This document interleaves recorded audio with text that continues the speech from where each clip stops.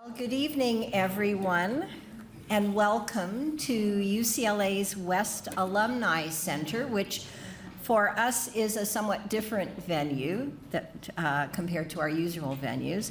My name is Professor Ann Karagosian, and it is my honor and privilege to be the director of the UCLA Promise Armenian Institute, and to welcome you to this very special event, the third of our annual Kerr Family Lecture Series. This endowed lectureship, which was created in 2023 by our UCLA Promise Armenian Institute and the Kerr family, has the aim of amplifying the stories of heroes and heroines who dedicated their lives to providing life-saving humanitarian support for victims and survivors of violence and mass atrocities in times of crisis. This lectureship is named in honor of the Kerr family, 3 generations, perhaps one day 4, whose progenitors include Professor Stanley and Elsa Reckman Kerr, who helped to rescue and provide extensive humanitarian care for survivors of the Armenian Genocide of 1915 through 1923. And in fact, at UCLA, we are honored to note that our longtime Fulbright Scholar Coordinator is our dear friend Ann Kerr, the daughter-in-law of Stanley and Elsa Kerr and the widow of the late Professor Malcolm Kerr, and for decades has been a supporter of Armenian and Middle Eastern causes. I don't believe Anne was able to be with us this evening, but she has been a great supporter of our Promise Armenian Institute. Let me note before we begin that while we are not live streaming this event nor making available Zoom webinar functions, we are recording the event and will be making the recording available on our Promise Armenian Institute event page and YouTube channel for future viewing. So now on to our lecture. The subject of this third Kerr family lecture, as you see from the slide, also focuses on a hero whose life and work were instrumental in saving many Armenian lives during the genocide. But this individual is not quite as well known as Stanley and Elsa Kerr. This evening, we are recognizing Reverend Dikran Antreasian, a Protestant Armenian pastor who was a leader of the heroic Armenians of Musa Dagh, whose brave resistance during the Armenian Genocide became both legendary and inspiring, and in fact was documented in Franz Werfel's famous historical novel, The 40 Days of Musa Dagh. As you will hear, Reverend Antreasian's dedication and leadership were instrumental in saving thousands of lives during the dark period of the genocide. And it behooves us all to learn about, appreciate, and remember the sacrifices made by such heroes. This evening, we are also honored that one of the granddaughters of Reverend Antreasian, Dr. Ani Darakjan, is here with us this evening. And we also have several distinguished clergy who have joined us. Reverend Hendrik Shanazarian, the Minister to the Union for the Armenian Evangelical Union of North America, as well as Reverend Hovhannes Hovsepian, Reverend Christine Chakoyan is here from the Westwood Presbyterian Church, and in fact, the great-grandson of Reverend Antreasian, Reverend Haig Darakjan, is also with us. So welcome. Thank you for being with us. So the title of this third Kerr family lecture is Reverend Dikran Antreasian, a leader of the Musa Dagh Resistance to the Armenian Genocide. And this will be delivered to us this evening by our friend and colleague, Professor Vahram Shemmassian, director of the Armenian Studies Program at the California State University at Northridge. And there will be introductory context remarks provided to us by Dr. Rouben Adalian, who is the director of the Armenian National Institute in Washington, D.C. Let me tell you a little bit about both of our special presenters. Our featured lecturer, Professor Vahram Shemmassian, is, as I said, director of the Armenian Studies Program at CSUN. He holds a PhD in history from this institution, UCLA, having been mentored by our beloved colleague, the late Professor Richard Hovannessian, and I'm happy to see that his daughter Ani is with us this evening. Vahram has conducted extensive research in dozens of governmental, institutional, and organizational archives in the United States, Europe, the Middle East, and Armenia on the Armenians of Musa Dagh and Armenian Genocide survivors in the Middle East at the end of World War I. He has published 35 scholarly articles in peer-reviewed journals, and as book chapters, he's delivered lectures and keynote speeches at community events and in universities, and participated and organized many international conferences. He has also published 2 books, The Musa Dagh Armenians, A Socioeconomic and Cultural History, 1919 through 1939, and The Armenians of Musa Dagh, From Obscurity to Genocide, Resistance, and Fame, 1840 to 1915. This latter is being translated into Eastern Armenian and Russian. And a 3rd book entitled Religion and Education in Armenian Musa Dagh, 1919 through 1939, is in the process of publications. Dr. Shemmassian has received awards from the U.S. House of Representatives, the Ministry of the Diaspora of the Republic of Armenia, and Armenian Genocide Museum Institute in Yerevan, among others. So, Vahram, we are honored that you will speak to us this evening. But before Vahram's presentation, we will have introductory remarks and historical context provided to us by our colleague, Dr. Rouben Adalian, who, as I said, is the director of the Armenian National Institute, a Washington, D.C.-based nonprofit organization that is dedicated to educating the public through the study, research, and affirmation of the Armenian Genocide.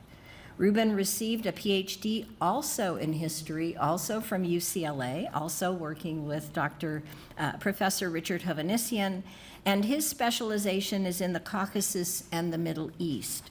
Rouben has taught at a number of universities, including the Elliott School of International Affairs at George Washington University, the School of Foreign Service at Georgetown University, and the School of Advanced International Studies at Johns Hopkins University. He is the author of several books, as well as a second and expanded edition of the Historical Dictionary of Armenia. He has contributed to several publications pertaining to foreign policy in Russia, as well as modern Middle East and Northern Africa.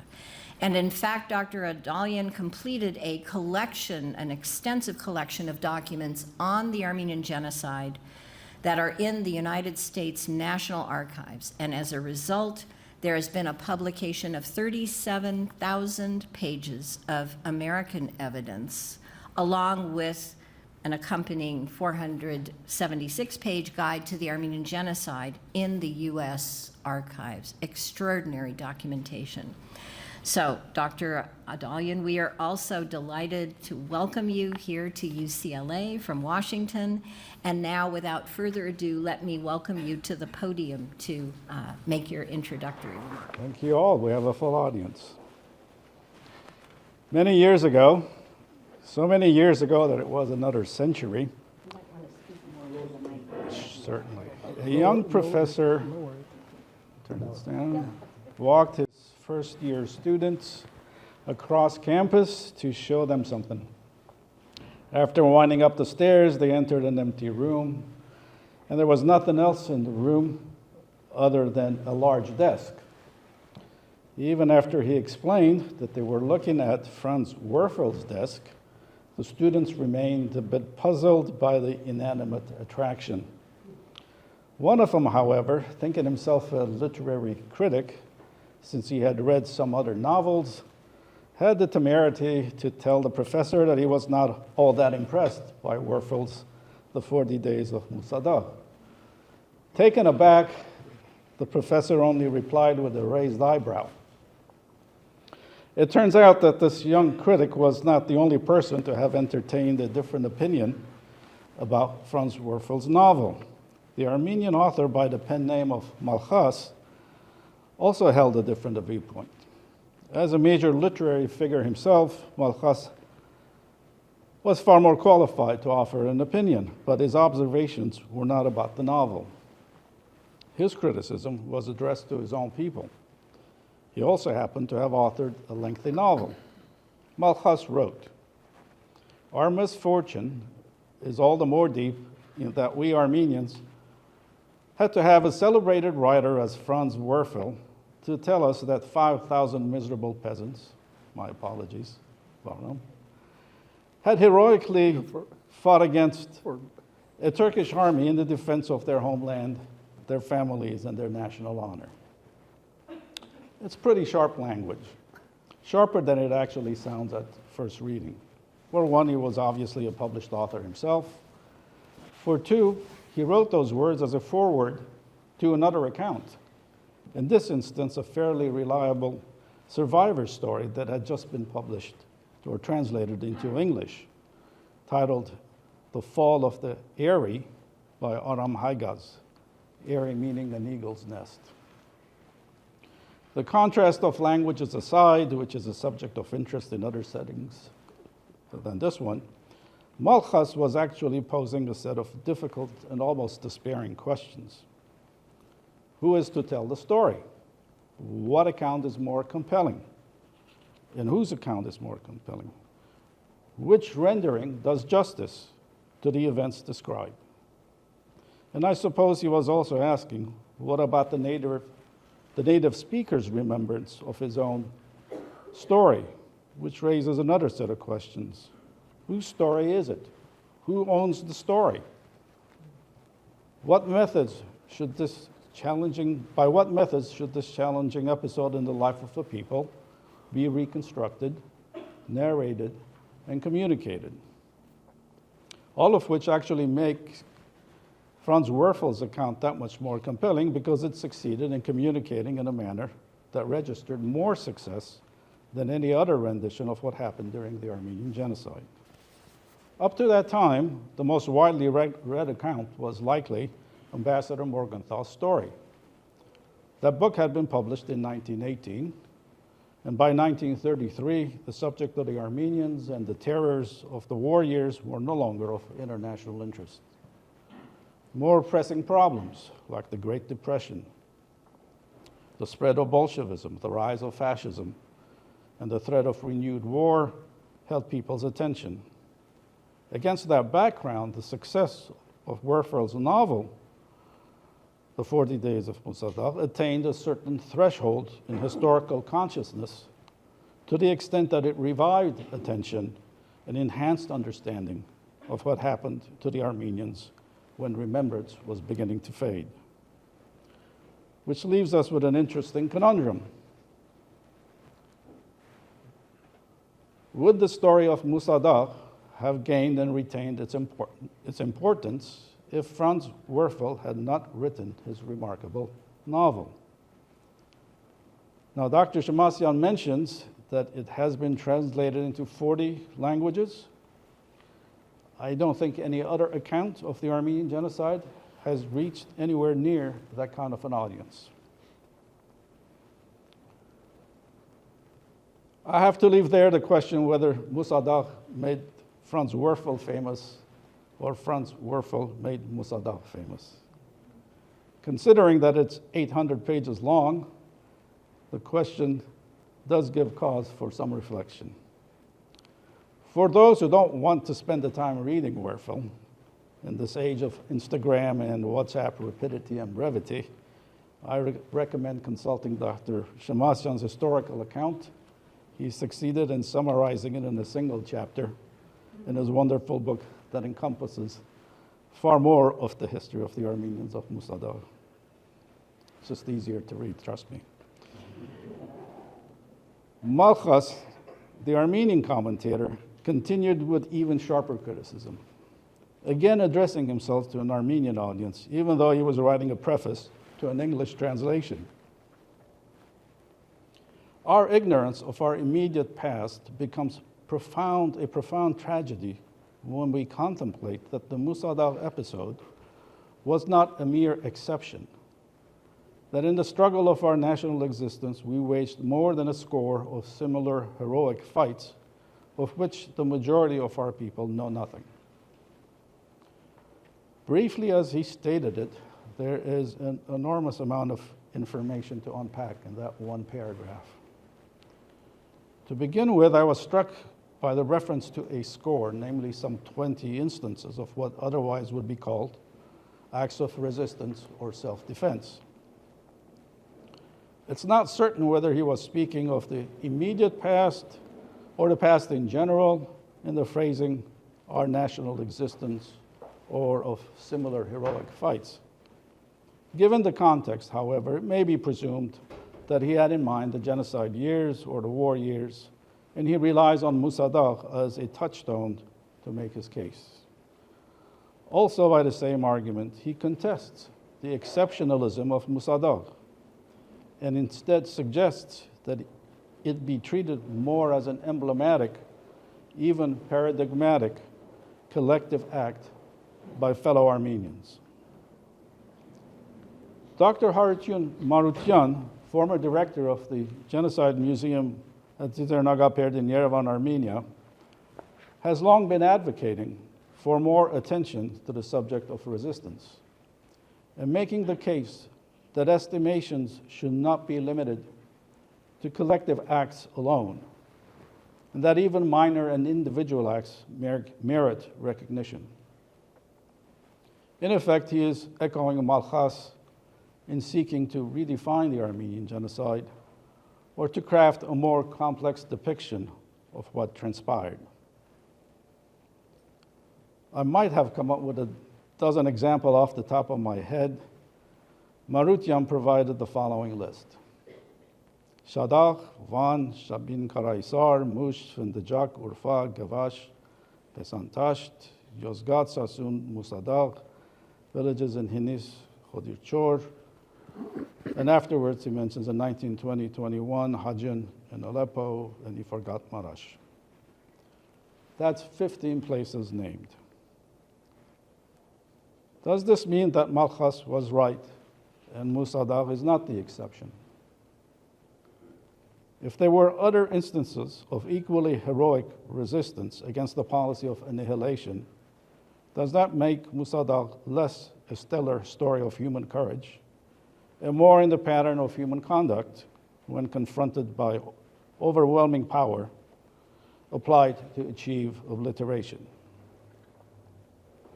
Then also, does it make Franz Werfel's story the singular example, since he retrieved it from oblivion by the happenstance of his personal encounter with the remnants of the Armenians, and this becomes the version of what actually transpired?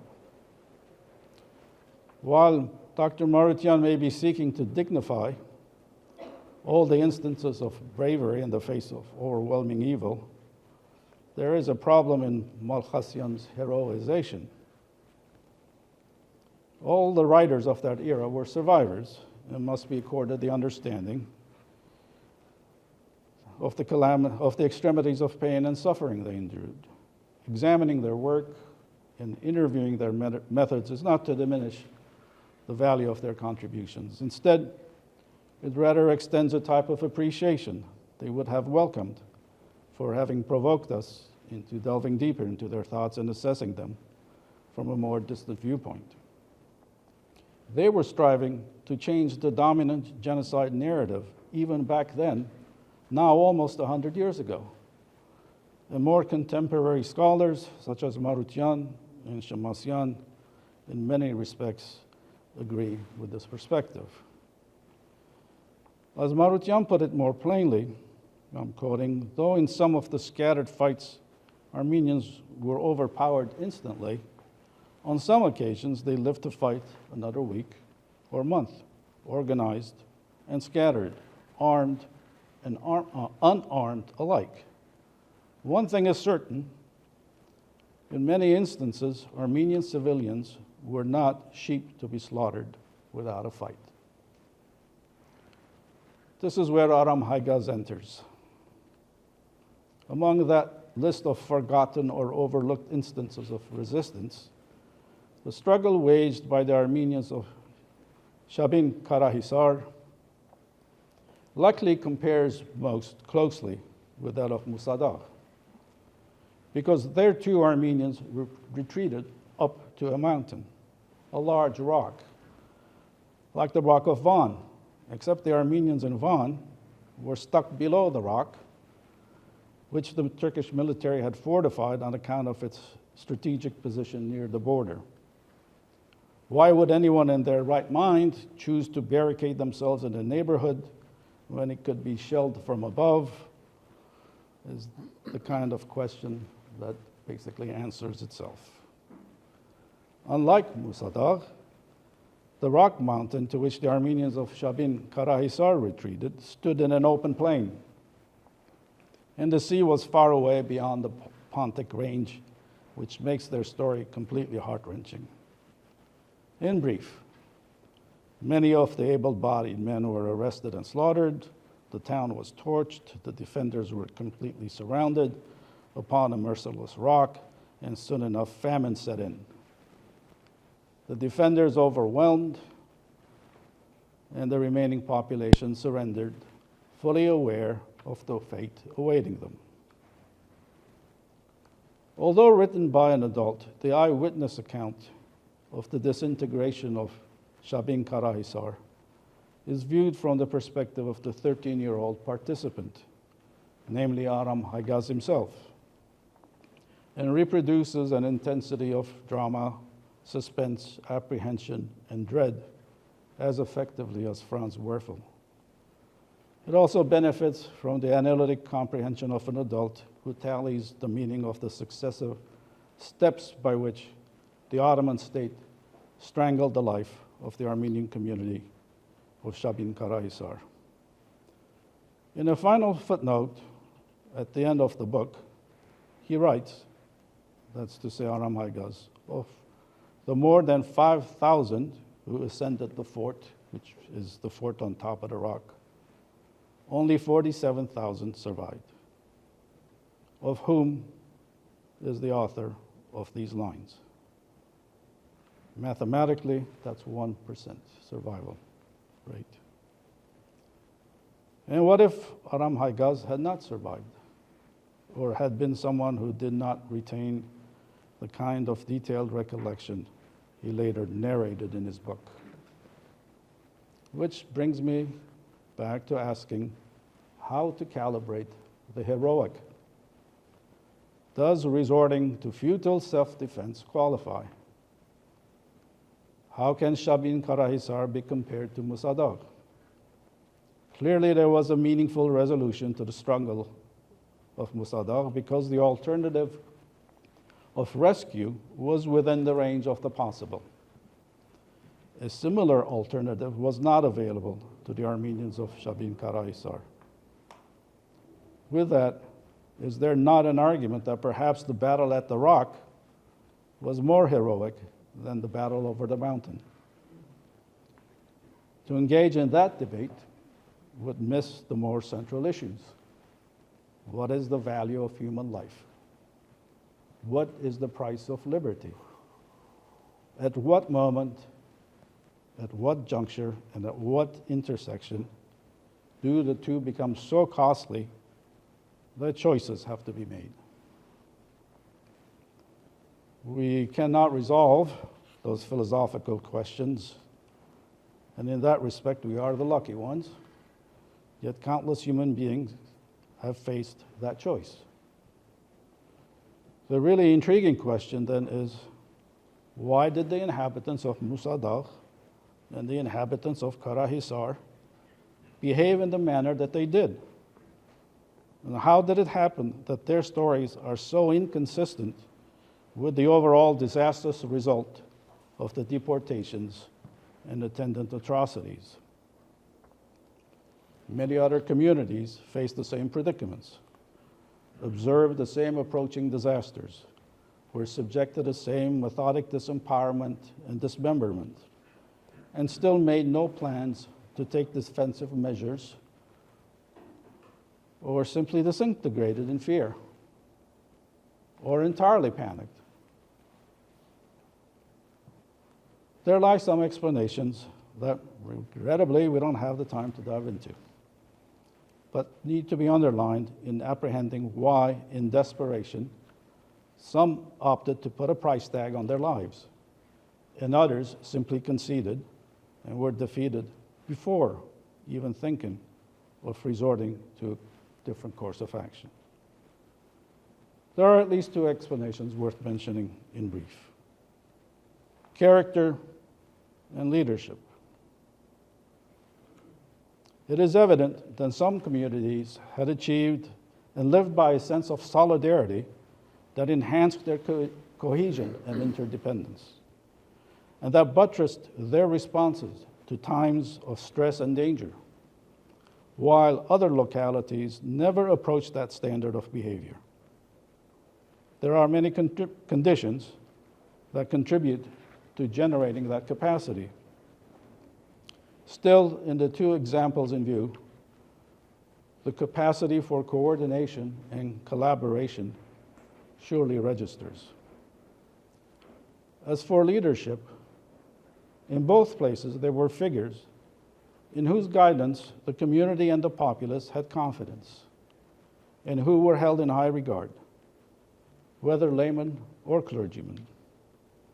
Vahram L devotes many pages to naming and describing these outstanding figures. Their distinguishing characteristic he located in their consistent identification with their people, their needs, and their predicaments, as well as the readiness of these men to make the decisions and the sacrifices on their behalf till exhaustion, famine, or a piercing bullet brought their end. Despite their own tribulations, they also had the fortitude to avoid planting the seeds of doubt and hesitation. Vahram L makes an interesting observation that puts this qualifier in sharp focus. He said, I quote, "The mass arrest of the men broke the back of Karahisar's Armenians in the full sense of the word." That was the whole point of the step-by-step measures taken by the Ottoman state as it implemented its policies. That would also mean that despite that feeling of brokenness in spirit, the remaining population recovered from their sense of alarm, the strength of resolution not to be subjected to the same outcome without a struggle. In the final analysis, then, Shabin Karahisar is the counter-narrative to the epic of Musa Dagh. And still, by its opposite outcome to the wages of Musa Dagh, it proves Malkhas's argument about exceptionalism. There may be available an indirect method of proving this point. Among the exemplary figures Vahram L identified, these are the names he listed first: Hmayak Karagözyan, Vahan Husisyan, Shabuh Ozanyan, and Vugas Akhbar. These names may not resonate any longer. But one from those families, the Ozanyan, left so profound an impression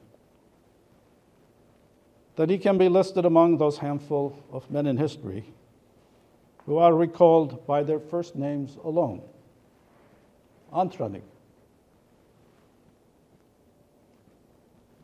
Well, that was the first and last time I saw Franz Werfel's desk. Perhaps it remains in Scott somewhere on campus. That was the first time, by no means the last time, I managed to provoke Richard Hovhannisyan to raise an eyebrow. Thank you very much. Good evening. Thank you for the invitation, and thank you for coming. This topic means a lot to me for two reasons. One, I'm fascinated by the history of Musa Dagh, naturally. And second, because my grandfather and Reverend Antreasian were born in the same village in Musa Dagh. They were friends, and I was told later on in my life that the Badveli, the Reverend, used to visit our home in Tripoli occasionally. So I feel very close to this topic. Հայ եմ ես, հայ եմ ես, սարսափեցեք իմ թեմքես, Musa Ler ազադող, քաչ Dikranին թորն եմ ես. Translation, I am Armenian, be terrified of my face. I am the grandchild of Dikran the Brave, who saved Musa Dagh. All right. Who was this man who claimed to her 5-year-old granddaughter, Dr. Ani Darakchian, to be the savior of his people from certain death?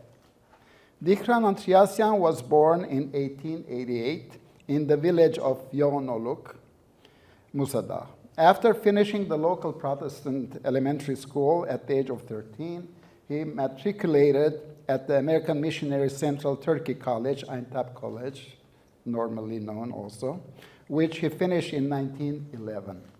He then enrolled at the Theological School of Marash, graduating in 1914. While still a student in both institutions, he periodically took time off to teach and preach in the Kesab district. By the way, the Kesab mountain is in the background, vaguely seen over there. That's Mount Cassius. On the other side of the mountain is Kesab. As well as in the Fartisli village, an Armenian place situated to the south of Iskenderun or Alexandretta. On the eve of World War I, he occupied the pulpit of the Armenian Protestant Church of Zeytun. In less than a year, during the early days of the Armenian Genocide, he, his pregnant wife, mother, and sister left Zeytun with the last caravan of deportees. But instead of being driven to an unknown destination for extermination, the Andreasians were able to stay in Marash for 2 months, thanks to the intervention of American friends, most likely missionaries. From Marash, the Antreasians found their way to Musa Dagh. Their arrival coincided with the deportation order that Musa Dagh received at the end of July 1915. When the Armenians of Kesab and vicinity, are there Kesabtis among you? Yeah, my mother was Kesabti also. So when the Armenians of Kesab and vicinity on July 26, 1915 received deportation orders, the news sent shockwaves through neighboring Musa Dagh. Without waiting for their anticipated notification, leading community members on July 29 held an emergency meeting. The only item on the agenda was how to respond to the incipient banishment of the entire population to an unknown destination and fate. 2 options existed, either to comply or to resist. Both choices loomed under the ominous prospect of near certain death, but the lesser of 2 evils had to be decided on. The meeting accordingly weighed the pros and cons of compliance and defiance. Most delegates initially opposed resistance for 2 basic reasons. First, military hardware, manpower, and training were utterly inadequate. Second, the Musa Daghtis, or people of Musa Dagh, lacked provisions. Therefore, it would be a ludicrous adventure or a masterpiece of foolishness to defy the well-armed, formidable Ottoman army. These are Reverend Andreasian's words. On the other hand, some favorable or hopeful conditions for a remotely feasible resistance existed. The Musa Daghtis were hardened peasants who not only could withstand all kinds of deprivation in their highly defensible mountain, but were also excellent marksmen by virtue of being seasoned hunters. I remember my grandfather hunting sparrows with a pistol. Can you imagine? While flying He was that good about it. I can brag about it because I've seen it. The problem of food could likewise be solved by acquiring small quantities from neighboring villages with the anticipation of a speedy end to the World War. But more importantly, the occasional appearance of Allied battleships off the Musa Dagh coast inspired hope for a possible deliverance via the sea. What also reinforced the conviction of resistance proponents was the alternative: torturous death in the most humiliating manner along the deportation route. The testimony of army deserters, other natives returning from business trips, and Dikran Antreasian, who had independently witnessed the suffering of thousands of Armenians uprooted from their native soil, supported this position. Such corroborative accounts were too powerful to ignore. Antreasian proposed that the villagers gradually withdraw to the mountain crags from where they could engage the Ottoman forces with guerrilla tactics, preventing them from resting or camping at night. And although it would be impossible to defend the entire mountain with limited manpower, this strategy would allow the necessary mobility for the defenders to change location as needed. Those who advocated resistance prevailed by a two-thirds majority, about 4,200 plus, out of a total 6,300. The rest, those who didn't want to fight, were deported to the Syrian city of Hama and the environs. Half of them perished not as a result of direct massacres, but through starvation, diseases, exposure to inhospitable terrain, and so on and so forth. Only 1,000 of them returned to Musa Dagh in early 1919. The opposition included the apostolic clergy and some of the traditional notables, and also one Protestant minister. But ultimately, they too joined the majority with some exceptions. Reverend Antreasian, who initially vacillated, also tilted towards resistance. On July 30th, Turkish gendarmes served the official deportation notice. The majority shunned the order and took the mountain trails instead of the road to exile. This ascent occurred between July 31 and August 2nd before the very eyes of the Ottoman soldiers guarding the village passes. The Armenians interpreted this puzzling inaction on the part of the troops as reflective of the government's conviction that it could subjugate the resistors with little or no effort or persuade them with deceitful promises. Some clashes took place between the Ottoman forces and the Armenian fighters by August 12, after which representatives from the various camps met and formed a general administrative body, or GAB, Antanur Varchagan Marmin, consisting of a chairman, a secretary, and 14 members. Antreasian chaired the group. Several attributes must have propelled him to that position. According to people who knew him well, he was endowed with a daring spirit bordering on adventurousness, complemented by a logical mind, level-headedness, and clarity of vision. He was, moreover, one of the most learned men in the entire lot, with a full resume as a teacher and a preacher to his credit at the youthful age of 27. Unfortunately, in the movie The Promise, that you may have seen, okay, he is portrayed as an old man. And I was supposed a historical consultant for the film. They said, shall we change it? I said, you're going to spend another $1 million or $2 just to change that part. So they let it go. Despite his ministry to the minority Protestant community, he commanded respect among a broad spectrum of fellow countrymen. The GAB's fundamental task was to create and oversee a feasible resistance machine that consisted of two components, one civil and one military. Antreasian and his colleagues met twice daily and designed, implemented, and changed plans as needed. They also managed virtually all aspects of daily life, assigned various tasks, prosecuted and punished delinquents, maintained general order, coordinated the construction of shelters, cleared trails, and secured communication with the outside world. The GAB also created its military wing and appointed Movses Der Kalustian as Sevkiyet Reisi, chief of dispatching, construed to mean military superintendent, Zimvoragan Verahastich. Toward the end of August, that is after waging 3 major battles within 2 weeks, it was deemed expedient to decentralize the general command for greater efficacy.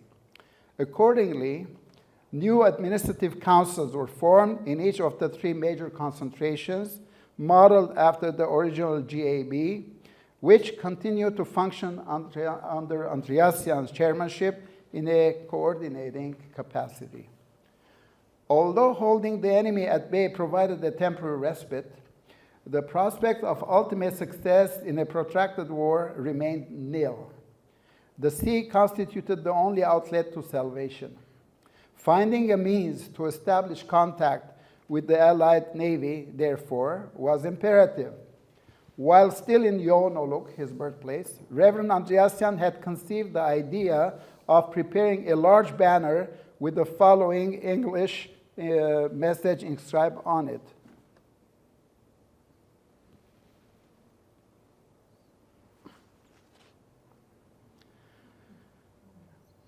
The message said, "Christians in distress, rescue." I think his sister sewed this on the fabric. On the mountain, this idea was met with skepticism, and some even criticized Andreasian for wasting valuable time for its realization.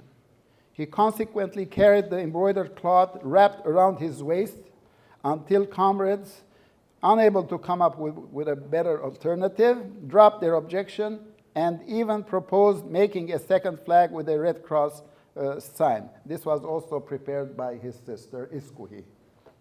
The 2 banners, watched by several guards, were hosted on a hilltop where they could be seen from the sea.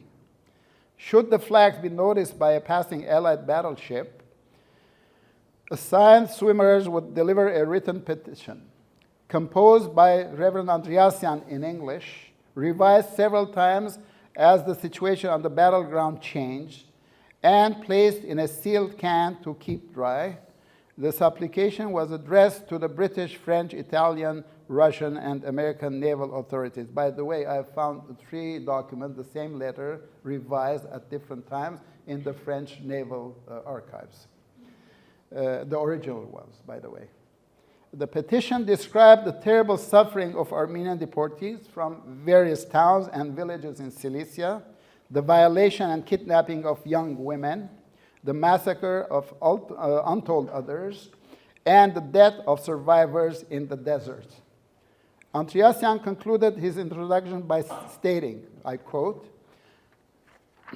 "We know certainly now that the Turkish government has decided to annihilate the Armenian nation." So they knew at that time, quote, unquote, end of quote. In a fortunate twist, a French battleship named Guichen on Sunday, September 5, came into contact with the Armenians, having noticed the Red Cross flag and the inscribed banner. Week-long communication between the French Marine and its headquarters in Paris yielded no results in terms of what to do with these Armenians. But Vice Admiral d'Artige Dufournet of the French Third Mediterranean Fleet, hard-pressed by the urgency of the life and death situation, made a personal decision, without getting first permission from Paris, out of humanitarian consideration to rescue the Musa Daghs. That process began on Sunday, September 12, transporting about 4,200 persons to Port Said, Egypt.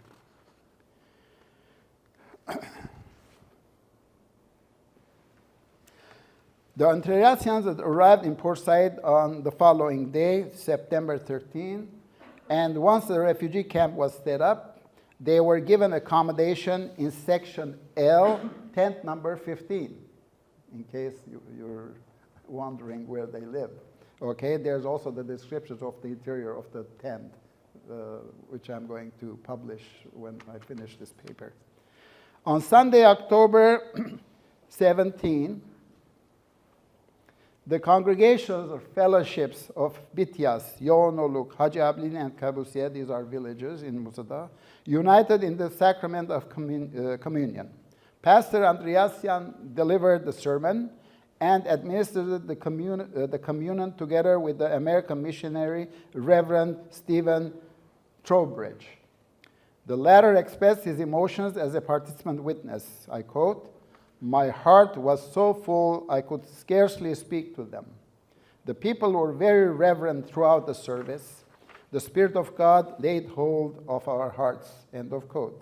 Given the pressing need for total devotion to the ministry without distractions, Antreasian sought assistance to carry on that work. He wrote to Reverend Trowbridge, and I quote, "You can easily imagine what a time of temptation this is for all our people.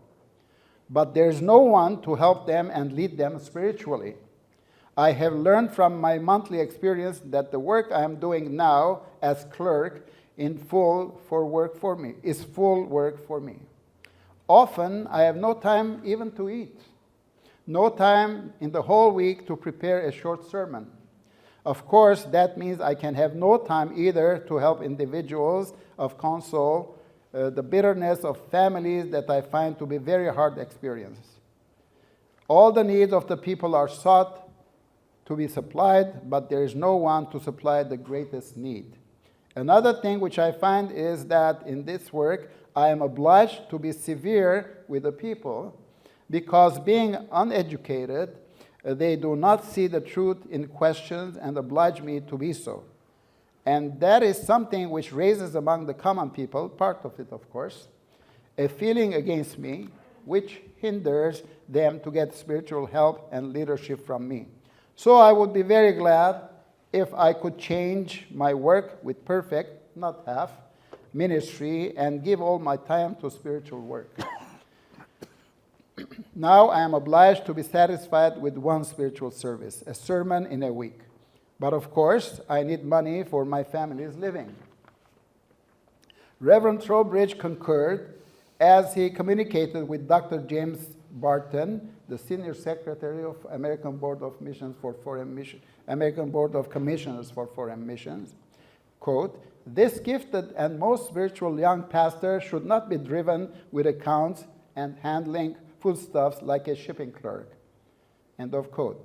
While the Apostolic Church had 3 active priests in the camp, it would be manifest neglect if we did not place our own pastor in the midst of his flock when he is so much needed for spiritual work. End of quote. The Sunday School Times, the official voice of a vast network of Sunday schools in the United States, heeded the call by providing Antreasian a moderate monthly salary of $20. Because another source had also pledged the pastor's income, it was deposited in a savings account in his name. It should also be noted that when the Armenian Revolutionary Federation, ARF, or Հայ-Հապաղական Դաշնակցություն, started a lecture series at the camp in a bid to enlighten the refugee population at large, Antreasian collaborated by assuming its leadership as a highly respected, non-partisan personality and the right man for the job. With his stature, the ARF, or Dashnaktutun, hoped there would not be any opposition to the presentation in the charged political atmosphere that prevailed among the refugees. In October 1915, shortly after the Musa Daghs landed in Egypt, Antreasian delivered a public lecture at the American Mission in Cairo about their saga. Reverend Trowbridge translated this lecture to English, published it as a booklet for the American Relief Committee in Cairo, and sent it to the periodical press in the United States, together with photographs depicting the rescue scenes and the Port Said camp. The story, titled "The Red Cross Flag That Saved 4,000, had wide circulation and gained immediate success. Speaking of its impact, Reverend Trowbridge detailed, quote, "Responses have come from points as far distant as Calcutta, India, Rio de Janeiro, Brazil, Alaska, and Melbourne, Australia, and from almost every state of the Union. One of the gifts for the Armenian Relief Fund came from a German soldier's wife. An English private recently gave 4 months' pay, and offerings have come from children in many countries, end of quote. In an update on the story's continued demand, Reverend Trowbridge wrote to Dr. Barton, quote, "I sent you at once on receipt of your letter of March 1, 1916, all the copies of the Red Cross flag story which I could spare. We have only 1 dozen left and are still receiving requests from different parts of the world.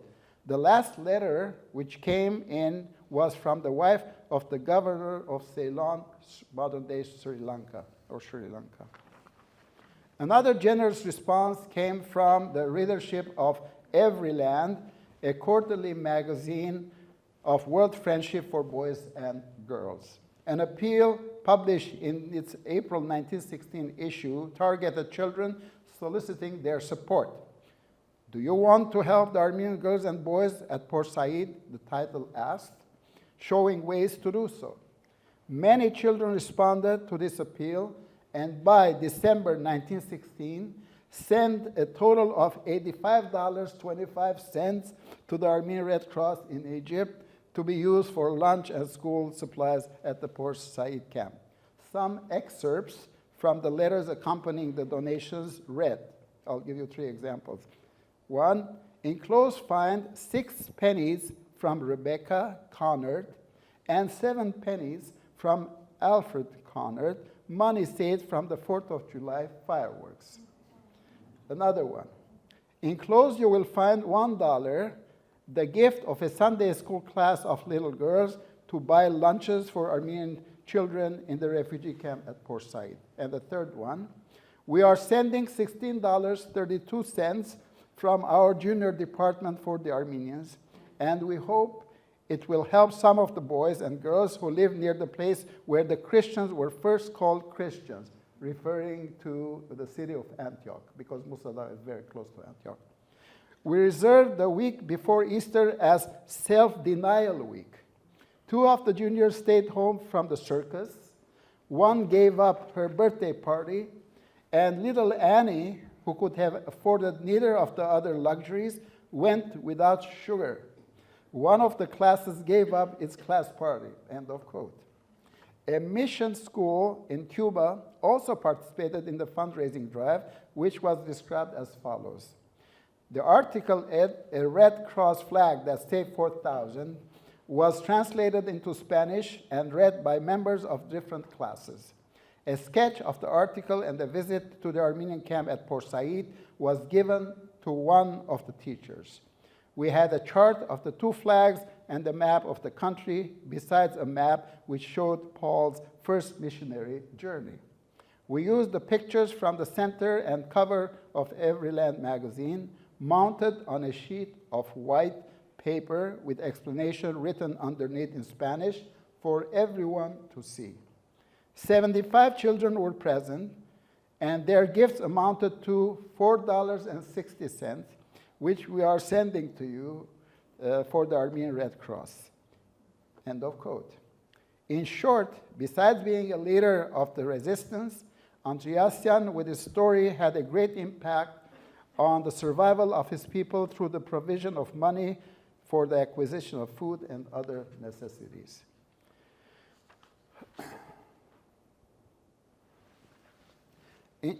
The Red Cross story was similarly published in the November 1915 issue of Ararat Journal in London, in the December 1, 1915 issue of Outlook magazine, this one, in the January 1916 issue of New Armenia magazine, and shortly thereafter in the New York Evening Sun. The French and German translations saw the light of day in 1916 and 1919, respectively.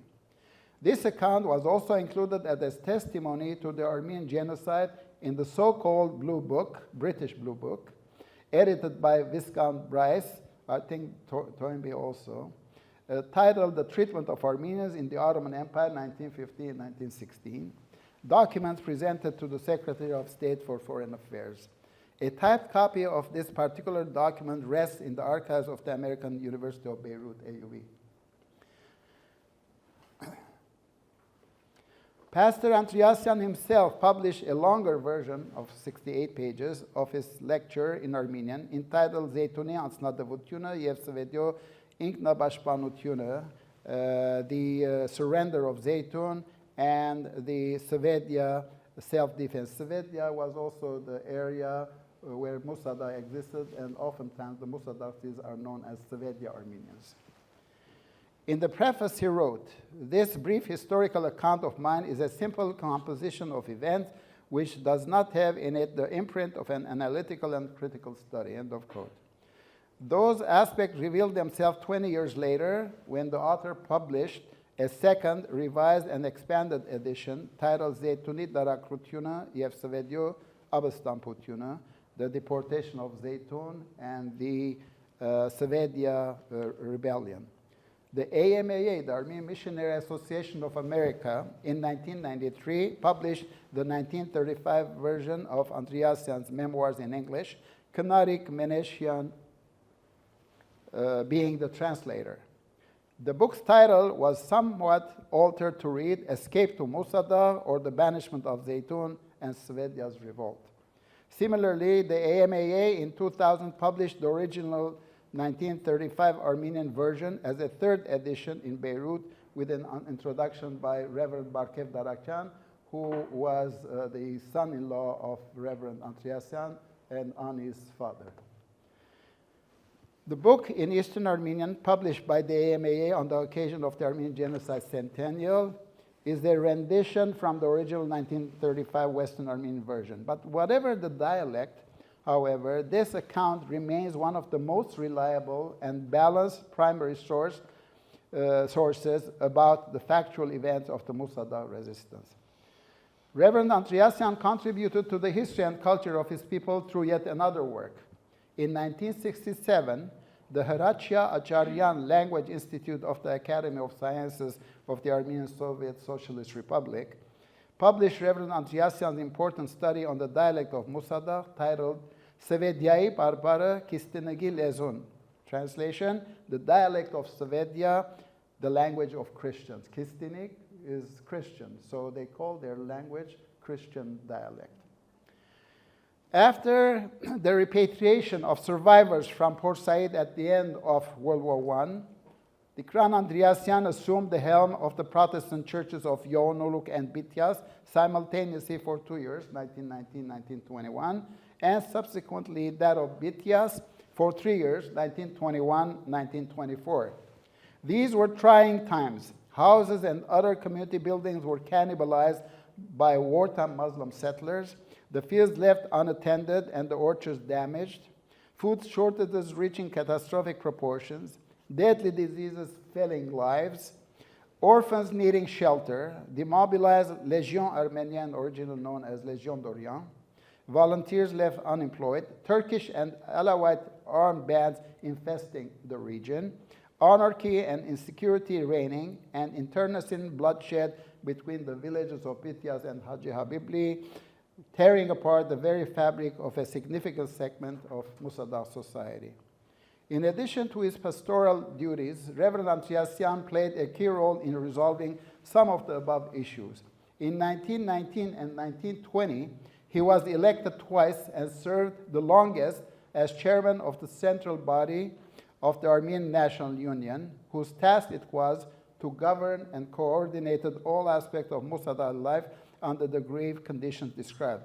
As such, he traveled to Adana and Mersin with prominent compatriots to raise funds for food and procure other needs, among them weapons, corresponded with the Armenian General Benevolent Union, AGBU, representative in Cilicia, to secure compensation for the discharged legionnaires, sought shelter for parentless children, succeeded in obtaining $7,000 from the American Nearest Relief in Beirut for the purchase of potato and outright monetary disbursement, asked for assistance from the British Friends of Armenian Society, headquartered in London, which obliged with £200 pounds, British pounds, and co-chaired the panel constituted to find a solution to the Bityas-Hacı Habibli conflict. Information is scanty concerning purely church matters in Bityas during Antreasian's pastorate. Antreasian in 1924 was assigned to lead the Kesab Armenian Protestant Church to resolve a simmering conflict.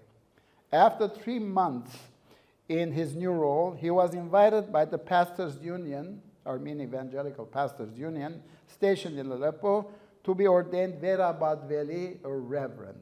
Until that time, he was Badveli, like a preacher or a pastor. On Friday, December 12, 1924, he was examined on a wide range of issues, including conversion, doctrine, and theology, in the presence of about 1,000 people. The examining committee, composed of 2 missionaries, 3 native Armenian evangelical clergymen, and 7 delegates, asked about 32 questions. 2 days later, on Sunday afternoon, December 14, he was ordained at the Emmanuel Church in the presence of about 1,500 attendees. A French army pastor, 2 missionaries, 4 native pastors, and an Armenian apostolic priest participated in the ordination. Reverend Andreasian then preached for 25 minutes, followed by the benediction. Such service was described as the first of its kind in Aleppo. This is in 1924. What is important for our purposes is the fact that the pre-ordination deliberations by a special committee to determine whether Antreasian deserved to be ordained did not go smoothly. As her granddaughter, Dr. Ani Darakchian, reminisced, I quote, "Badveli Dikran must have been very brave to even conceive of the idea of resisting the Turks. He not only organized the resistance, but he also bore arms himself. He was motivated not only by the desire to save his people, but his own young family. His first son was born on Musa Dagh and was given the name of Moses and Gishen. Moses Gishen, named after the first ship that saw the Musa Dagh Armenians. For that reason, I have no documentation about Badveli Dikran ever having killed anyone," Ani said. But this certainly became problematic for him afterwards when he was a candidate for ordination as a Badveli.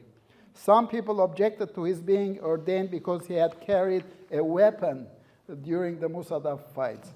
Ultimately, he did become an ordained minister of the Armenian Evangelical Church. Can you imagine the mindset of those people?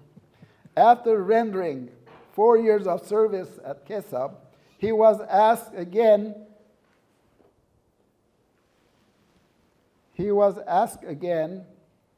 to lead the Bityas Church, this time staying for 6 years from 1929 to 1935. From 1935, Reverend Andreasian was again at the helm of the Kesab Church, from where he moved to Latakia in 1938 to run the small Protestant congregation there. This move was aimed at saving his life from the Turkish government, as he was blacklisted for having participated in the Musa Dagh Resistance in 1915. Hearing the call to serve God in Aleppo, he in 1942 occupied the pulpit of the newly formed Davudiya neighborhood Armenian Protestant Church. His last post was the Bethel Armenian Protestant Church, also in Aleppo, from 1949 until his retirement in 1957. A year later, he relocated to Beirut. Now, let's see how the political parties were reacting to all of this.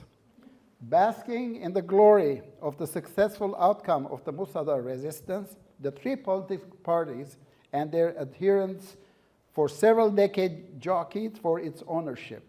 There was no question in the minds of the Social Democrat and Chagyan Party, SDHP, affiliates as to who prepared the groundwork for, organized, and led the resistance. Hinting at the precautionary measures that the party had taken during the 1909 massacres, and insisting that the guns used in the battles of 1915 were purchased thanks to their efforts and those of neutral individuals, the SDHP claimed that the people of Musa Dagh knew of no party other than the SDHP, and that the absolute majority of the fighters came from its ranks.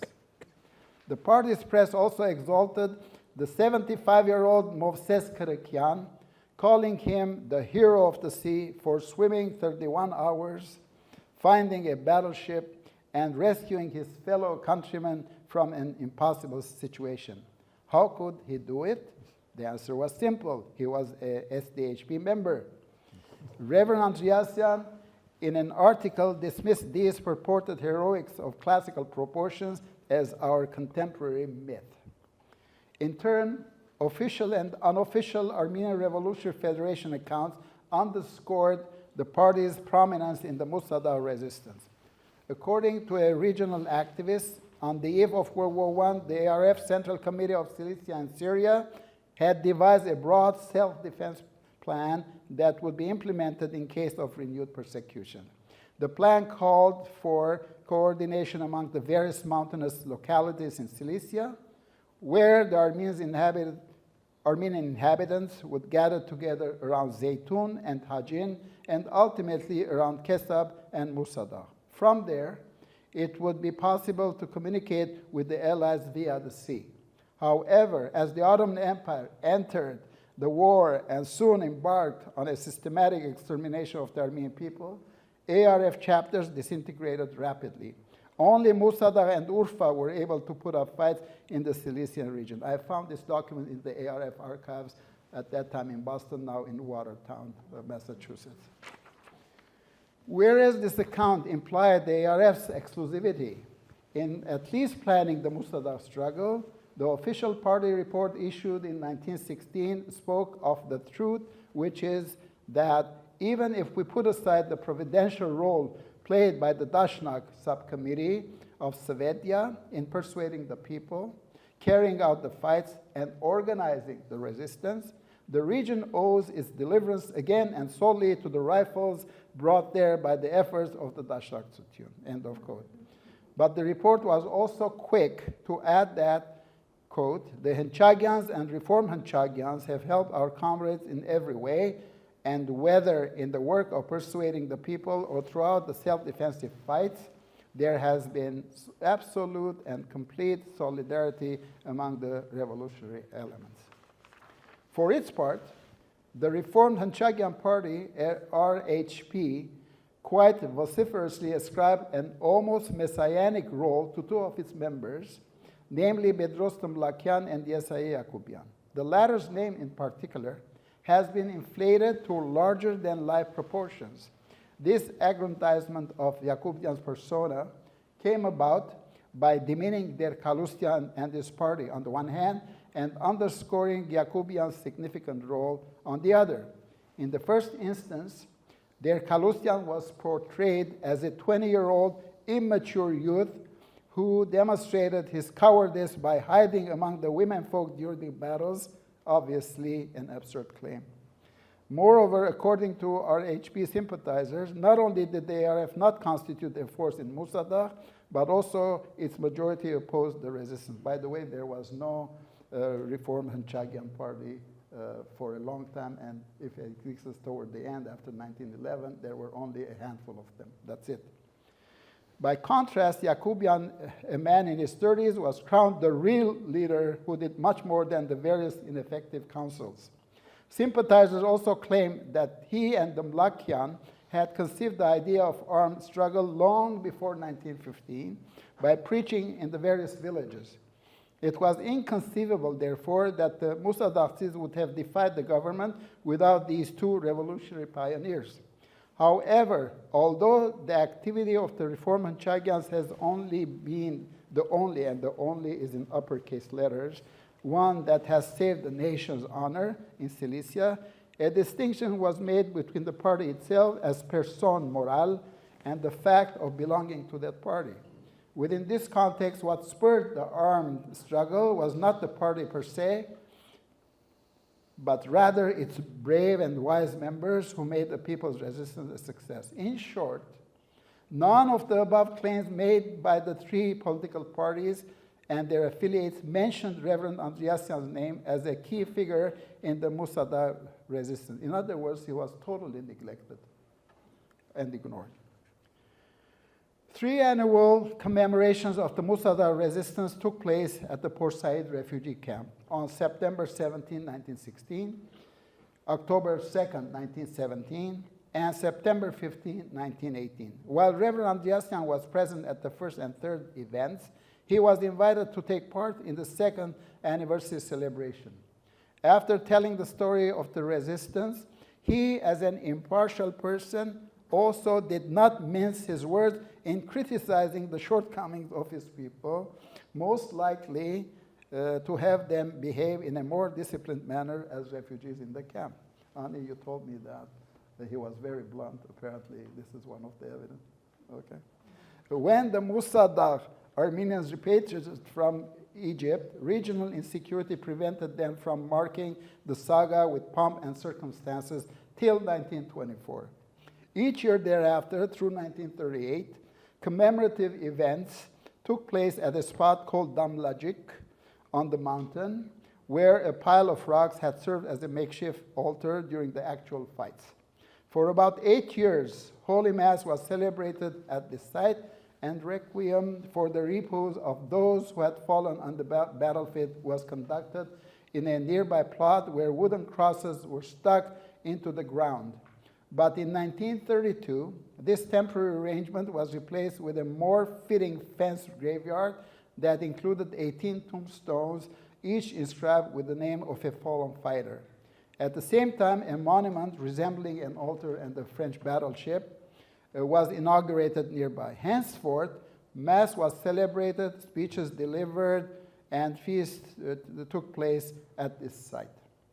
What is important to know is the fact that Reverend Andreasian was left out of the above ceremonies. When he and his family attended the monument inauguration in 1932, he was excluded from the program. Due to this omission by the political parties and from the commemorations back in Musa Dagh, he decided to republish his original eyewitness account in an expanded form in 1935 in order to remind the public of his significant role in the saga. Another incentive for Reverend Antreasian to edit and make available his book for a wider readership was Franz Werfel, The 40 Days of Musa Dagh, published in 1933, in which the Reverend has been portrayed as Pastor Aram Thomasian. As the spiritual head of his church at Zeytun, his first official full-time job, effective 1914, he had witnessed the deportation of the entire population of the town. In fact, he and his family were part of the caravan destined for oblivion. However, American Protestant missionaries succeeded in keeping them at Marash with high hopes that the young and capable pastor would be of good use. But after a short while, the Thomasians returned to their native Musa Dagh. Upon arrival, the pastor, clearly shocked by what he had witnessed and heard en route from Zeytun to Marash, cautioned the people around him in no uncertain terms. I quote, this is Franz Werfel, The 40 Days of Musa Dagh. Don't think of the old massacres of the 1890s and 1909. This is far worse, far more gruesome, far more relentless than any massacre. And above all, it's far slower. It remains with you day and night, end of quote. When it was time to decide on a course of action in response to the deportation order given to Musa Dagh, Pastor Thomasian was resolute in his decision. I quote, I know how I mean to die, not like a defenseless sheep, not on the road to Deir ez-Zor, not amid the filth of the deportation camps, not from hunger and not from a stinking epidemic. No, I mean to die on the threshold of my house with a gun in my hand. Christ will help me to it, whose word I preach. And my wife shall die with me, and the unborn child in her womb. End of quote. When the majority of Musa Dagh decided to resist, Pastor Thomasian played a significant role in forming and overseeing several councils to deal with the various aspects of the resistance machine and daily life, including the provision of food, building shelters, resolving health issues, and creating a police force to maintain law and order. Despite some disagreements with the other leaders as to how to do things, Pastor Thomasian advocated unity. This is how, generally speaking, Werfel depicted Pastor Thomasian / Reverend Antreasian as a major protagonist in the novel. This version with his signature was given to me by Maggie Gochin as a gift. Thank you, Maggie. Yeah. Wow. Reverend Antreasian passed away in 1962 at the age of 74. The Armenian Evangelical Union in the Near East, seeing that his name was excluded from 50th anniversary of the Armenian Genocide events and media coverage, in 1966, that is a year later, devoted to him an entire issue of Chanaser Endeavor magazine, the official organ of the Armenian Evangelical Youth Association. Several clergymen and lay acquaintances contributed articles. Reverend Hovhannes Aharonyan, a prominent figure within the denomination, considered his colleague the exceptional hero of exceptional circumstances and intellectual leader not acting on emotions. For Reverend Dikran Antreasian, another colleague, Reverend Antreasian had a stage presence and heeded the call to serve in difficult places where others declined to work. Further, he manifested healthy judgment with a scientific mind. Unfortunately, he was not appreciated duly, partly because of his modesty. His son-in-law, Reverend Barkev Darakchian, wrote about the sufferings of a heroic pastor. However, although a very modest person, he did not remain silent when a spoiled journalist misrepresented the facts regarding the resistance. In short, unlike most partisan approaches, the various testimonial articles struck a balanced portrayal of their man without claiming exclusivity or according undue respect even when showering him with superlatives. After all, humble as their hero was, all he would ask for to mitigate his silent suffering was fairness in recognizing his rightful place in the history of his people. The above appeal fell on deaf ears for another 36 years. By 2000, however, things had changed because of the gradual meltdown of the lingering political parties' self-aggrandizement resulting from the united commemoration of the 50th anniversary of the genocide. Those developments also affected the Musa Dagh Armenians in Anjar. Anjar was the place where in 1939 the Musa Dagh people refusing to live under Turkish rule again were relocated. It was a swampy place. The French purchased land and built houses for them, and Anjar now is a thriving rural town where I used to you go to there every summer.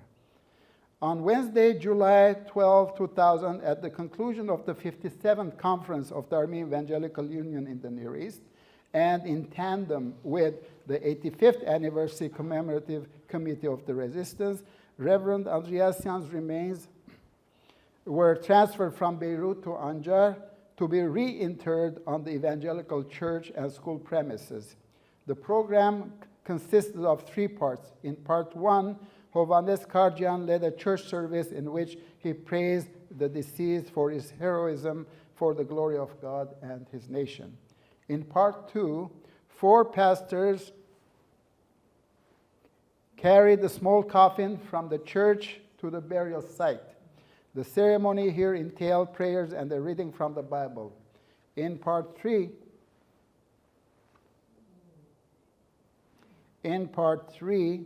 Reverend Dr. Paul Haidosian, chairman of the Union Central Body and presently the president of Haigazian University in Beirut, Lebanon, thanked Reverend Antreasian's children and others for their contribution to the success of the event, followed by performances by the Evangelical school choir. Then Bedros Shemmassian, a cousin of mine, of the 85th Anniversary Committee, spoke of the symbolism of the reverence phenomenon. The St. Paul Armenian Apostolic Church Choir also partook by singing sharagan, that is, spiritual hymns. representative of the heads of the Apostolic and Catholic churches in Lebanon, political parties, deputies to the Lebanese parliament, the mayor of Burj Hamud in Beirut, and educational and public figures all were in attendance. In other words, this proved to be a community-wide marking of Reverend Antreasian's legacy. The ceremonies ended with the placing of a wreath on the tombstone, which carried the following epitaph. I quote, "I have fought the good fight, I have finished the race, I have kept the faith." Timothy 2, chapter 4, verses 7 and 8. Reverend Dikran Antreasian, 1888-1962, barely saved from the heroic Zaytun carnage, he got imbued with the imperative of the Musa Dagh heroic battle and had a leadership role in its successful outcome. End of quote. 2 months later, on Sunday, September 16, 2000, a bust of Reverend Andreasian was unveiled next to Moses Der Kalustian near the Apostolic Church. This is his bust, and these are the Moses Der Kalustian on the right and Reverend Andreasian on the left. Again, a large crowd came to pay its respect to the Reverend. A community-wide representation was similarly present. For some unknown reason, a representative of the Democratic Liberal Party, or Ramgavar Azadagan Kusaktutyun, was absent. In recent decades, Reverend Andreasian's name has appeared in other public places as well. In Ain Jar, Lebanon, one of the streets leading to the Armenian Evangelical Church and school compound is named after him. In Musa Ler town, Armavir province in Armenia, one of the streets similarly carries his name. I couldn't get the picture. In the Masis Ararat Cemetery of Fresno, California, his name is chiseled on one of the walls of the Musa Dagh monument that stands there. Notwithstanding these symbolic manifestations, Reverend Dikran Antreasian's name still awaits its rightful inclusion in the general history of the Armenian people alongside other greats. Thank you very much. Thank you so much for just an extraordinary overview of the life of the very impactful Reverend Dikran Antreasian. This was even more extraordinary than I even imagined when we were talking about the subject. Thank you so much, Vahram. Thank you so much, Rouben, for your context. And now I would like to call on Reverend Antreasian's granddaughter, Ani, for just a few words. Not too much, but please come forward and we'd love to hear from you. I should say Dr. Ani Darakjan, who is a very well-known radiologist in Southern California. Good evening, everyone. Thank you for being here, braving the weeknight traffic to hear a lecture about my grandfather, Reverend Dikran Antreasian. I was 5 years old when my grandfather passed away, so my memories of him are few and somewhat hazy, even though he lived in the same household with us. His sister Iskuhi also lived with us, and I conversed with her in the Kistinuk language, the dialect of Savedia, which I have mostly forgotten, unfortunately. Iskuhi was the person responsible for designing and sewing the flags that you were shown, the white flag with the red cross on it to attract passing ships. I recently reread my grandfather's eyewitness account of the deportations from Zaytun and the resistance of Musa Dagh, which was, as Vahram said, translated into English by the Armenian Missionary Association of America. Each time I hear or read the story again, I'm filled with admiration for the bravery of this small group of Armenians who put up such a difficult but successful resistance against a much greater power. It always makes me wonder what I would have done in the same situation. Perhaps a question all of us should ask ourselves. We thank God for the timely arrival of the friendships on the scene and their aid, which led to the rescue of 5,000 Armenian men, women, and children from certain death. I want to thank Professor Vahram Shemmassian for his scholarly work and the historical research he has carried out over a lifetime, resulting in many books and publications. Thank you, Vahram, for bringing to life the exciting story of the Musa Dagh Resistance and my grandfather's role in it. My thanks also go to Dr. Rouben Adalian for his valuable introductory remarks, which put the story into context. Thank you. Last but not least, I am grateful to Anne Karagosian-Sarafian and the Promise Institute for choosing to highlight my grandfather's role in the Musa Dagh Resistance and organizing the entire event. Thank you. Thank you so much, Dr. Ani. And then I would like to welcome as well one more brief speaker, Reverend Hendrik Shanazarian, who is the minister to the Union for the Armenian Evangelical Union of North America. So, Badveli. Good evening. Thank you, Dr. Karagosian and Promise Armenian Institute for organizing this. And thank you, doctors, for your very helpful and informative informations. I just want to share a short story of my first introduction to Reverend Andreasian. It was through the Franz Werfel's book, The 40 Days of Musa Dagh. I was just graduated from high school and I was helping with the church magazine back home in Iran. I was proofreading and sometimes drawing some designs. And one day the editor came to me, gave me the Armenian translation of the 40 Days of Musa Dagh and told me, read this book and wherever you see Aram Tomasian / Reverend Andreasian, make a note and give it to me. He was preparing an article on the occasion of the 65th anniversary of genocide, and he wanted to write an article about Reverend Andreasian.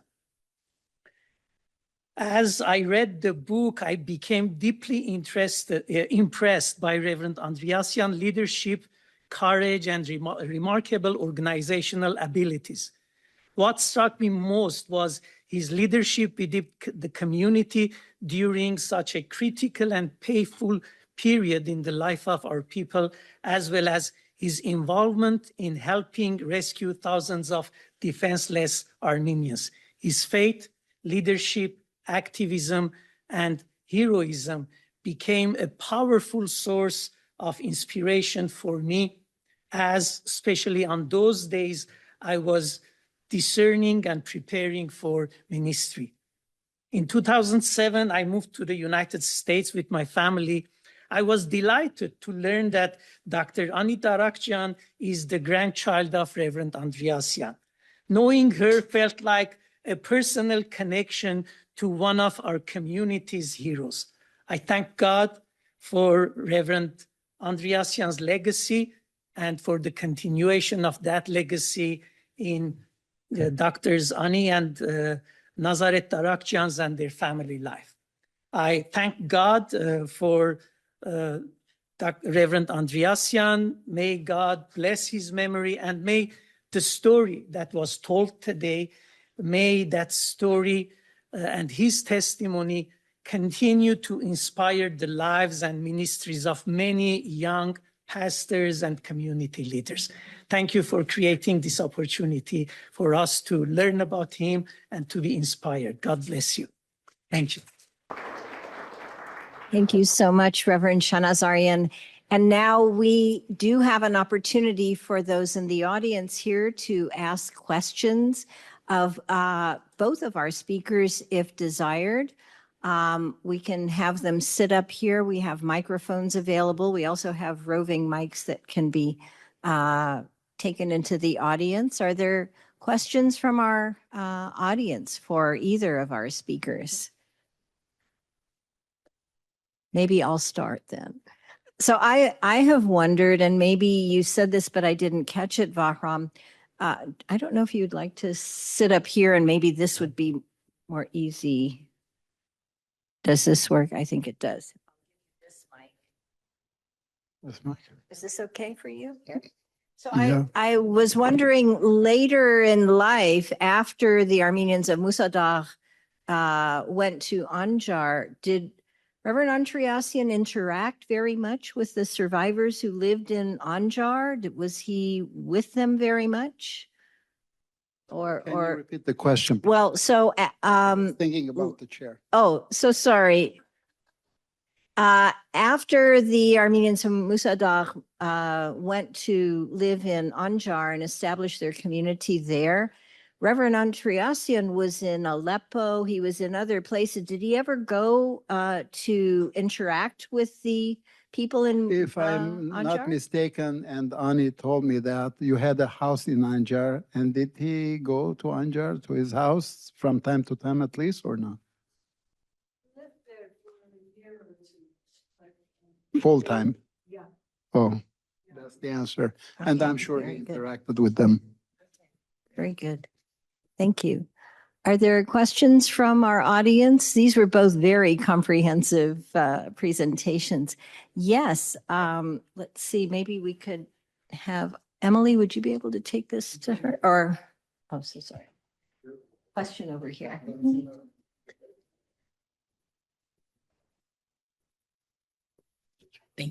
Hello, thank you for your talk.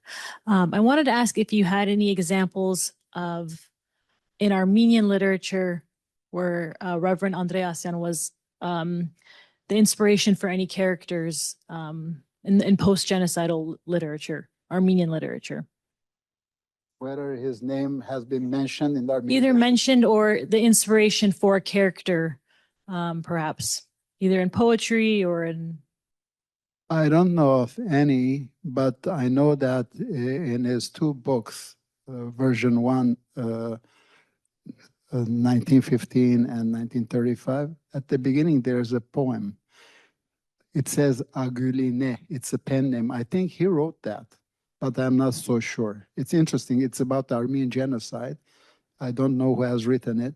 He also has published some articles in different magazines, but these are not literary work, unless there is one which is about the Kistinik, or the language of Christians. This is besides the book.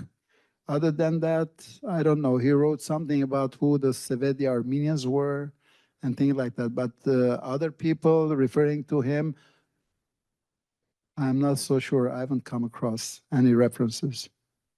Thank you. Other questions from the audience? Either it was comprehensive or not understood. yes. Which one? And I should mention that we do have wonderful refreshments after this event. So please don't feel you're going to go home hungry. There's another question Yes, over but here. maybe- Oh, there are a couple of questions. So maybe, oh, The Armenian parties Oh. corrected their history or what? They haven't corrected necessarily, but now they mention Badveli as a leader of the resistance, and they have high respect of him. it's another, here's a, well, but because we're recording, if you could speak into the speaker. I was curious if Ambassador Morgenthau reported on Musa Dagh or other. I don't believe so. I could be wrong. Yeah. By the way, Franz Werfel did research for 2 years, very meticulous research. He visited libraries, he interviewed people. He also, I found out 6-7 years ago, went to Musa Dagh with the help of a muleteer, ascended the mountain. He had measuring tapes with him. He took measurements. He also viewed the places where they were fighting. He also drew some of the scenes, and you'll find those drawings in his handwritten, in his manuscript, by the way. So he was there for 4 days, living under a tent top of the mountain, looking at the sea, turning his back, going from one trench to another, or he thought those were trenches, and he obtained information through that experience as well. Let's see, I think we have one Out of- question here, and then Neto Tune. Georgia, there is a famous songwriter, a philosopher. His name is Giovanni. We opened his house. Maybe we can try to get a mic to him Everybody so we over can there pick it up. telling that during 40 days of Musa Dagh, they were singing his song. Was it correct? Or? That I don't know, but I know that there's the other song that they sing and dance. It's Garmer Fastan Hakuze Halala Ninoye Chuta Villaviluze Halala Ninoye. It has some 40 verses probably. I don't want to keep you all night long. Yeah. Hi, Dr. Shemmassian. Thank you for this amazing presentation. It's also good to see you. So we know that in the 20s, there was like a repatriation movement for Musa Dagh Armenians back from Porsche to go back to Svedia. And with opening up schools there, did Reverend Antreasian have any role in the schools that are being opened up in the 20s there? The first year, 1919, 1920, he became a teacher and a supervisor for a very short while. And then he was engaged in various other tasks, leadership roles, etc. So he couldn't continue with teaching. Other than that, probably when he was at Musa Dagh from 1919 to 24, he got involved in Armenian Protestant school because he was the reverend. And also from 1929, 1935, he was there as a priest. Priests usually got involved in education also. Yeah.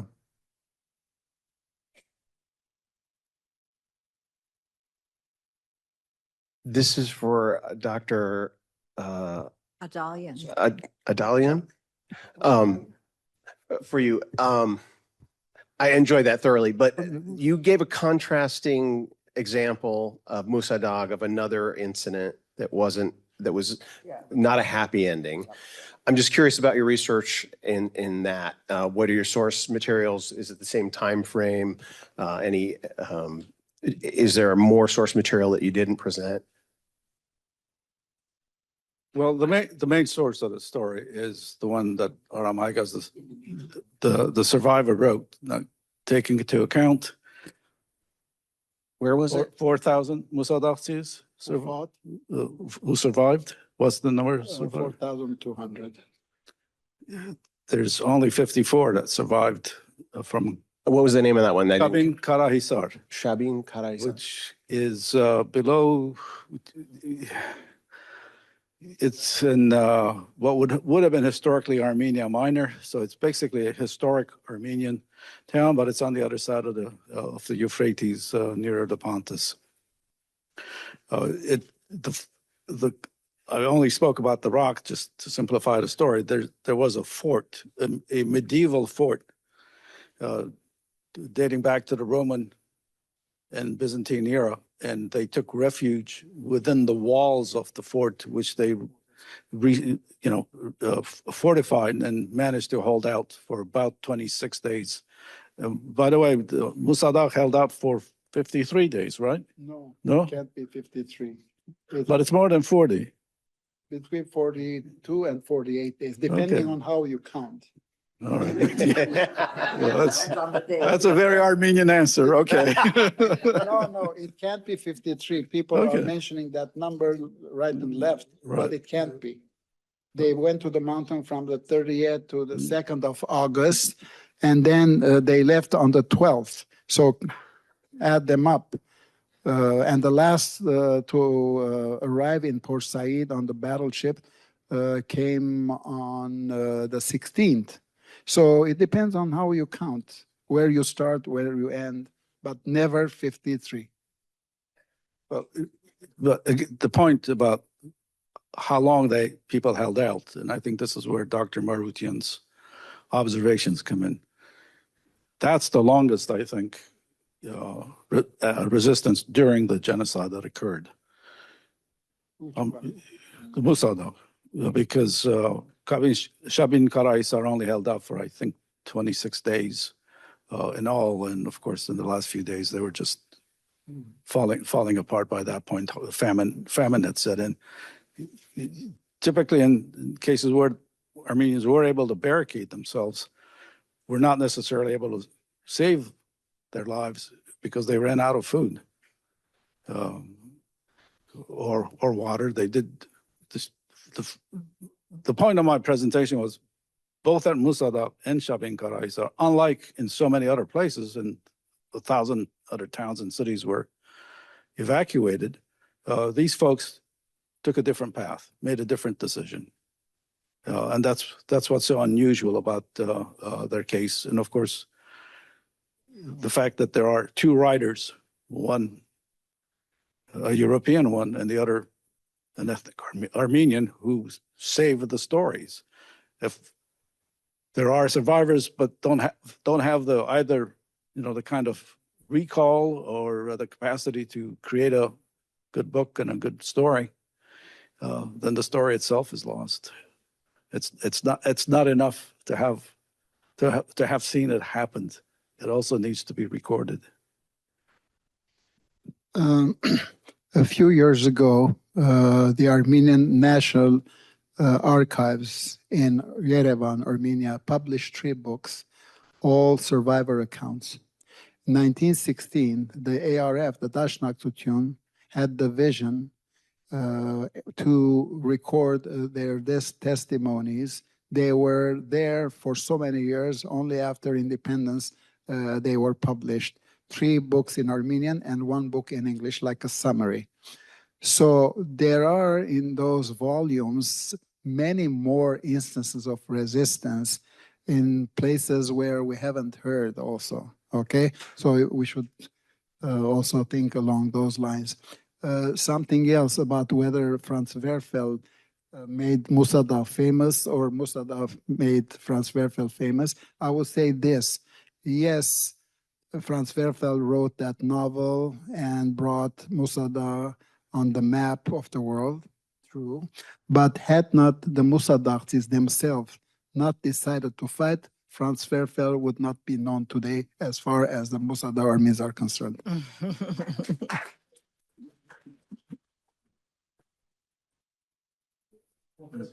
Yes. What happened to these? Wait. One more, yeah, maybe one more time.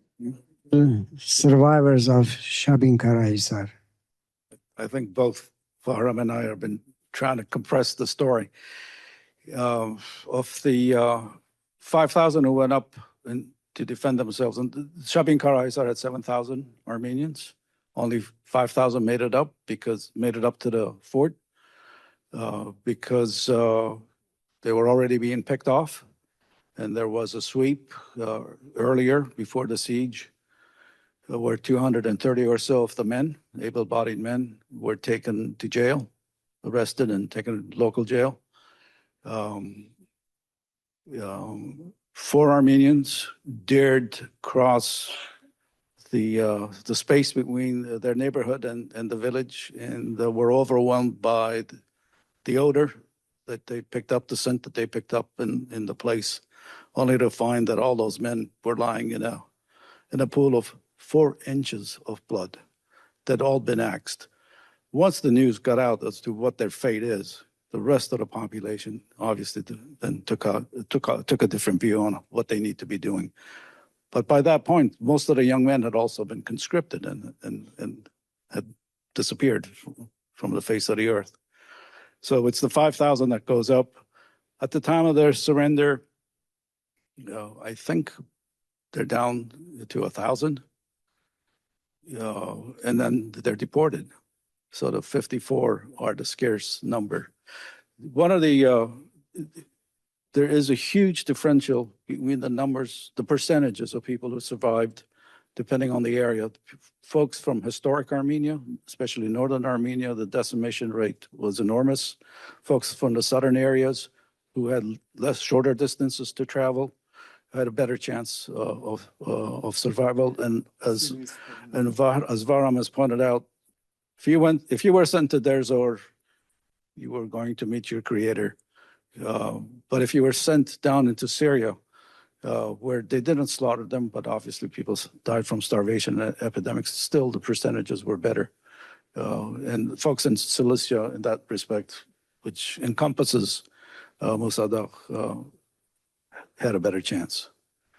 This is why their stories are a little bit better known. We know about Urfa, Marash, Zaytun, Hajin, and obviously Musa Dagh and so forth.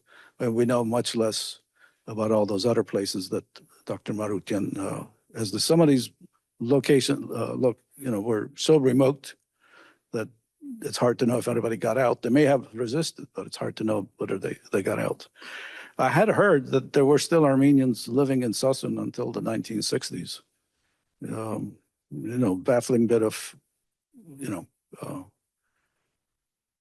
verbal evidence or, hearsay. Do you know anything any different? No. One interesting thing that I found 8 years ago in the press, Armenian press, the Armenians had taken with them up to the mountain 6 Singer sewing machines. And when they arrived in Port Said, they became very handy. And the American Red Cross also added to them, and they had 25 sewing machines with which the women were kept busy. So 6 sewing Singer machines. Amazing. Hang on, let's understand. The Singer sewing machines were rescued also. Yes. Okay. Amazing. Okay, any other questions from our audience this evening? Okay, well, if not, thank you both to Vahram, to Rouben for really a wonderful, comprehensive overview of